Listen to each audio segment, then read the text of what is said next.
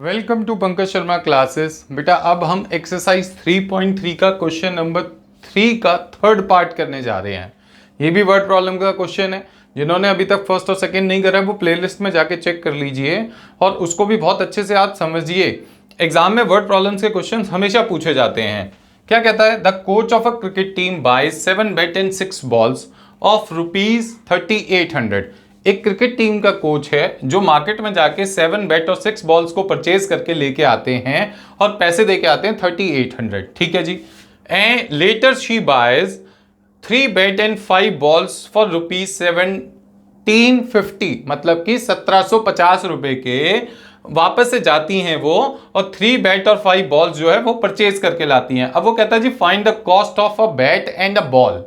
अब सबसे पहले जब भी इस टाइप का क्वेश्चन आएगा उसके सॉल्यूशन में आपने लिखना है let the cost of a bat be ₹X। जैसी भाषा में पूछा जाता है उसी भाषा में हमें क्या करना होता है? इमेजिनेशन करना होता है। तो आपने ₹X ले लिया and the cost of a ball be ₹Y। तो आपने क्या कर लिया कि एक बॉल की जो कॉस्ट है उसको Y मान लिया और जो एक बैट की कॉस्ट है उसको आपने X मान लिया। अब इमेजिन हमें X और Y ही करना पड़ता है क्योंकि हमें X और Y की ही सब वैल्यूज जो हैं वो सब्स्टिट्यूशन मेथड से निकालनी आती हैं। अब यहां पे क्या करेंगे? अकॉर्डिंग टू क्वेश्चन, ये जरूर लिखना होता है अकॉर्डिंग टू क्वेश्चन। इसका मतलब ये होता है कि आपने प्रश्न के अनुसार जो प्रश्न ने हमको दिया, जो क्वेश्चन ने हमें प्रोवाइड करा, उस इंफॉर्मेशन का इस्तेमाल करके हम इक्वेशंस बना रहे हैं। पहला केस क्या है? यहां पे आप लिखोगे फॉर 7 बैट्स एंड 6 बॉल्स। अब इतना ही लिखो सिर्फ फॉर 7 बैट्स एंड 6 बॉल्स। अगर 7 बैट, अब देखो एक बैट की कीमत है X रुपीज। अब अगर मार्केट जाके आप 7 बैट परचेज करके लाते हो तो उसकी कॉस्ट हो जाएगी 7X। एक बॉल की जो कीमत है वो Y रुपीज है। अगर आप मार्केट जाके 6 बॉल्स परचेज करके लाते हो तो 6Y जो है वो टोटल कॉस्ट हो जाएगी। ध्यान से समझो, आपको बहुत अच्छे से पहले भी बताया था अगर एक प्रोडक्ट 50 रुपए का तो 50 × 1, अगर उसी के 10 प्रोडक्ट खरीदने हैं तो 50 × 10 टोटल अमाउंट आएगा। अगर उसी के हमने 100 प्रोडक्ट खरीदने हैं तो 50 × 100 हो जाएगा। तो ये नंबर ऑफ आइटम्स जो हैं वो रेट से क्या हो जाते हैं? मल्टीप्लाई। इसी तरीके से आपकी जो बॉल की कॉस्ट है वो Y है तो उसकी जो क्वांटिटी है वो 6 है तो 6Y उसकी कॉस्ट हो गई। टोटल अमाउंट उसका जो हमें पे करना है। X हमारी एक बैट की कीमत है और 7 बैट परचेज करे तो 7X उसकी कॉस्ट हो गई जो हमें पे करनी है। टोटल कॉस्ट जो है जो उन्होंने पे करी है वो हमारे को क्वेश्चन में गिवन कर रखी है, वो है 3800, जिससे हमारी कौन सी इक्वेशन बन जाएगी बेटा? फर्स्ट इक्वेशन बन जाएगी। होपफुली सबको समझ आ गया होगा कि मैंने फर्स्ट इक्वेशन को किस तरीके से बनाया है। सेकेंड बात यहां पे ध्यान से समझिए। अब आप यहां पे लिखोगे फॉर 3 बैट्स। अब 3 बैट एंड यहां पे आपके पास में बात हो गई 5 बॉल्स के लिए। अब 3 बैट की जो कॉस्ट आएगी वो आएगी 3X। 5 बॉल की जो कॉस्ट आएगी वो आपके पास आएगी 5Y। अब आपके पास टोटल जो आपने पैसा पे करा है वो आपने पे करा 1750, मतलब कि 1750, मतलब कि 1750। अब आप इसको सेकेंड इक्वेशन नहीं मान सकते। इसमें से या तो X की वैल्यू निकालोगे या Y की वैल्यू निकालोगे, किसी की भी निकाल लो, कोई फर्क नहीं पड़ता। हम कोशिश करते हैं Y की निकाल लेते हैं। चलो 5Y = 1750 और माइनस का 3X, क्योंकि अगर मान लीजिए प्लस का 3X है, अगर एक तरफ से दूसरी तरफ शिफ्ट करूंगा तो वो माइनस का हो जाएगा। और Y की वैल्यू निकालूंगा तो 1750 माइनस कितना हो जाएगा? 3X, और डिवाइड में मेरे बेटे यहाँ पे बचेगी वैल्यू 5।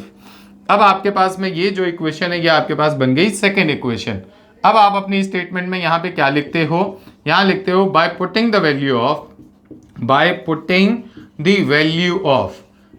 Value of 2 in 1। 2 की वैल्यू को किस में पुट करना है?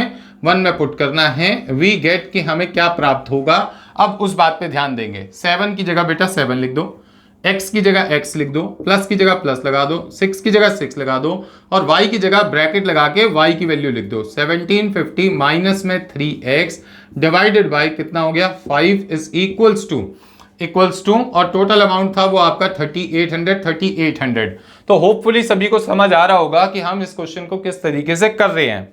अब देखो मैंने आपको पहले भी बताया था कि आपने ये वाला नंबर तो अंडर मल्टीप्लाई हो जाएगा, जो इसका एलसीएम लेंगे वो यहाँ 7 से मल्टीप्लाई होगा। इसका एलसीएम आ गया 5, 7 5 से कितना हो गया 35x हो गया। और यहाँ पे आपके पास में प्लस में 6 जो है वो मल्टीप्लाई होगा 1750 माइनस में 3x के साथ में, और इक्वल्स टू यहाँ पे आपके पास वैल्यू जो है वो 3800 वो एज इट इज रहेगी। इस बात को मैं ऐसे भी लिख दूं तो ज़्यादा अगर किसी को दिक्कत आती है तो ये 5 जो है वो 7x से मल्टीप्लाई होगा, इसके नीचे कुछ नहीं है तो यहाँ पे हम 1 मान लेते हैं, एलसीएम लेते टाइम। होपफुली 10th क्लास में आप हो तो यहाँ तक आपको क्लैरिफिकेशन होगी।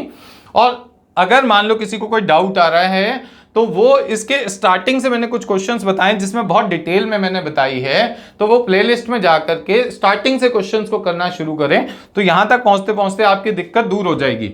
अब आपके पास में ध्यान से देखिए क्या लिखा हुआ है, 7 5 से 35 हो जाएगा, 35x हो गया, मतलब 7 पंजे 35 प्लस में। अब देखिए यहां पे आपके पास लिखा हुआ है 1750 इंटू 6। अब ये कैलकुलेशन तो आपको करके देखनी पड़ेगी, ऐसे करो मेरी तरह बिल्कुल। 0 आ गया, 6 पंजे 30 हो गया, 7 42, 42 और 3 कितना हो गया 45, 4 आ गया, 6 4 10 हो गया। आपके पास ये वैल्यू आ गई 10,500, मतलब 10,500, और माइनस का 6 3 जा 18x लिख दिया। और यहाँ पे बेटा ये जो मेरा 5 डिवाइड में था ये वहां 3800 इंटू कितना हो जाएगा 5 हो जाएगा, वहां पे मल्टीप्लाई में चला जाएगा। अब आपके पास एक और कैलकुलेशन आ गई, 3800 को 5 से मल्टीप्लाई करना, 0 0 क्लियर है। अब यहाँ पे 40 हो गया और यहाँ पे 15 और 4 कितना हो जाएगा बेटा 19 हो जाएगा। ये हमारे पास में ये, अब देखो 35 यहाँ पे पहले ही मैं लिख देता हूँ, चलो 19,000, ये हमारा 19,000 आ गया। यहाँ पे इसमें से इसको सब्ट्रैक्ट करोगे तो ये आपका 17x आएगा। अब 17x आएगा तो ये हमारे पास में इक्वल्स टू 19,000 था, माइनस ये वाली वैल्यू इधर से उधर शिफ्ट करेंगे तो माइनस में चली जाएगी 10500। अब आपका 10,500 जो है अगर इधर प्लस का था उधर गया तो वो माइनस का हो गया।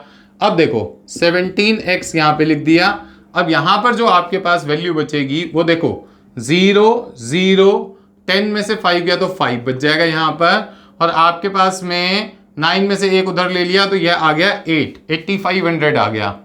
अब आपने यहाँ पे x की अगर वैल्यू निकालनी है तो 8500 उसको कितने से डिवाइड करना पड़ेगा 17 से डिवाइड करना पड़ेगा। 17 से डिवाइड करोगे तो जो आपकी x की वैल्यू है वो 500 आ जाएगी। आप ध्यान से देखो 17 को अगर आप 5 से मल्टीप्लाई करोगे, 7 पंजे 35, 3 5 8, 85 हो गया। अब यहाँ पे ये 500 आ गया, x आ गया। जैसे ही आपकी x की वैल्यू आई आप लिखोगे put x is equals to 500 in equation number, किस में पुट कर दोगे सेकंड में, सब्स्टिट्यूशन में हमेशा सेकंड में पुट करते हो। तो y is equals to 1750 minus 3, और x की जो वैल्यू है वो 500 दे रखी है, 500 लिख दी, अपॉन में डिवाइड में आपके 5 लिखा था 5 लिख दिया। y इज इक्वल टू 1750 हो जाएगा, माइनस ये हमारे पास में 1500 हो जाएगा, 5 3 1500 हो गया, डिवाइड करोगे यहाँ पे 5 आ गया। y इज इक्वल्स टू यहाँ पे आपके पास में कितना बचेगा जी 250, मतलब 250 बच जाएगा। डिवाइड करोगे 5 से तो y की जो वैल्यू है वो आपके पास आ गई 50 आ गई। अब ध्यान से देखो, आपने x की वैल्यू निकाल ली, आपने y की वैल्यू निकाल ली, यही तो आपको करना होता है पूरे क्वेश्चन के अंदर। अब लास्ट में आंसर को प्रॉपर तरीके से लिख के दिखाओगे, द कॉस्ट ऑफ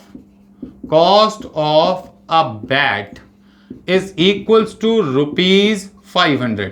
एक बैट की जो कॉस्ट आई है वो 500 रुपए आई है, and the cost of a ball, और एक बॉल की जो कॉस्ट आई है वो आपके पास आई है ₹50। तो होपफुली आपको ये क्वेश्चन बहुत बेटर तरीके से समझ आ गया होगा।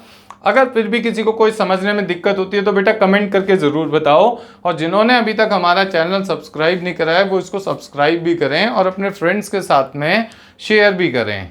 थैंक यू वेरी मच, और प्रैक्टिस करते रहिए।